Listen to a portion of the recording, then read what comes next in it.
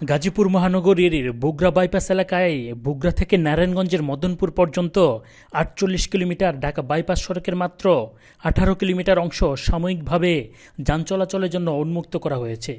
বাকি অংশে চলছে ধীরগতির নির্মাণ কাজ। এর ফলে প্রতিনিয়ত সৃষ্টি হচ্ছে তীব্র যানজট, পাশাপাশি বাড়ছে দুর্ঘটনার আশঙ্কাও। রাস্তার যে পরিস্থিতি ভাঙচুর করে থেকে গেছে, কার কোনো খবর নাই, হেরা তো কই গেছে তাও জানি না। এই রাস্তাতে আপনার গাড়ি চলা যায় না, অনেক সমস্যা। অল্প একটু ভালো, আবার সামনে ভাঙাচুরা আছে, ওটা রাস্তায় এগুলো চলাচলের অনেক সুবিধা হবে। এই দীর্ঘ সড়কে পর্যাপ্ত আন্ডারপাস ও ফুটওভার ব্রিজ না থাকায় ঝুঁকি নিয়ে ব্যস্ত সড়ক পারাপার হচ্ছেন সাধারণ মানুষ। স্থানীয় বাসিন্দা ও সামাজিক কর্মীরা বহুবার ফুটওভার ব্রিজের দাবি জানালেও বাস্তবে নেই কোনো অগ্রগতি। বৃষ্টির দিনে তো আবার এই চলাফেরা করলে সমস্যা, কাদা হয় অনেক, দেখা যায় অনেক গাড়িরও সমস্যা হয়। দ্রুত কাজ হোক, ওইটাই আবেদন আর কি, যাতে আমরা সবাই ভালোভাবে চলতে পারি।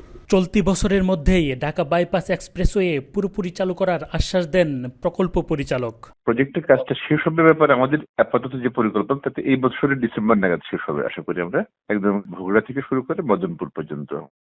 দফায় দফায় সময় বাড়ানো এক যুগ ধরে চলা এই প্রকল্পে বিলম্ব এখন শুধু উন্নয়নগত সমস্যা নয়, এটি জনদুর্ভোগ ও জননিরাপত্তারও বড় প্রশ্ন। শীতকালে ধুলাবালি এবং বর্ষায় খানাখন্দগুলো পরিপূর্ণ থাকে পানি এবং কাদাতে।